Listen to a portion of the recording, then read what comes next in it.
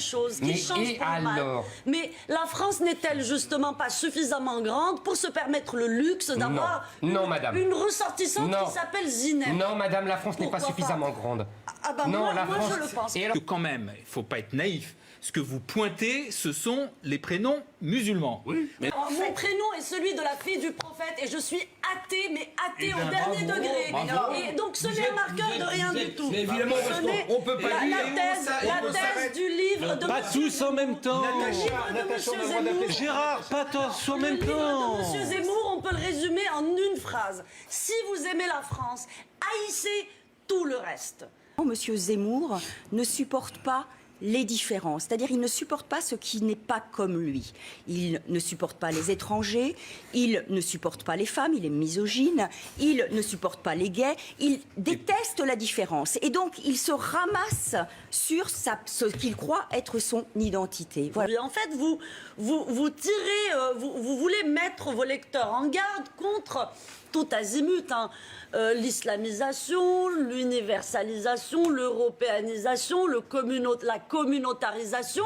Et finalement, en fait, pour vous, tout ça se vaut. L'islamisation, l'européanisation, l'ouverture.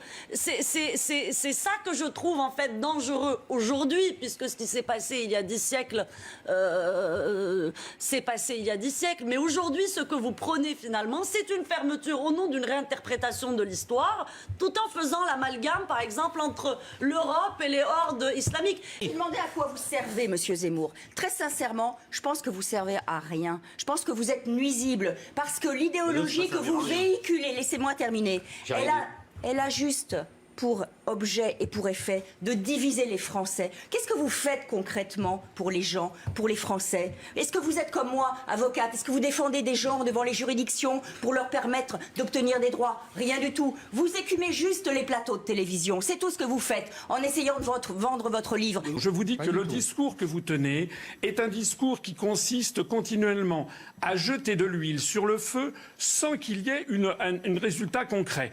Et j'ajouterais que vous me faites penser, vous savez ce que faisait François Mitterrand dans les années 80? Dès qu'il y avait un problème social un petit peu compliqué, il ressortait le chiffon rouge, le droit de vote aux immigrés. Maintenant, ça a changé. Maintenant, c'est cette affaire, une fois c'est le burkini, une fois c'est le voile islamique. C'est-à-dire que on a affaire, c'est comme si le peuple français était un taureau dans une corrida.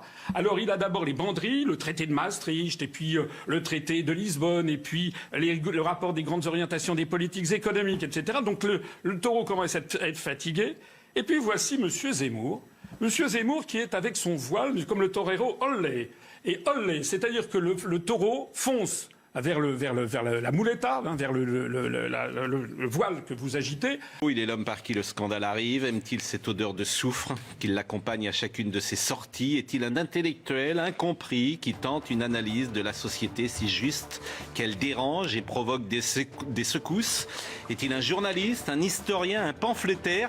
Est-il bidon? Est-il un psychopathe? Est-il un fou? Est-il dangereux? Est-il malade? Est-il le diable? Ou au contraire, est-il Cassandre? Est-il un visionnaire? Les médias ont-ils tort de l'inviter? Qui sème le vent récolte la tempête. Éric Zemmour. Pourquoi tant de haine? Mais à qui faut-il poser cette question? À lui ou à tous ceux qui l'attaquent?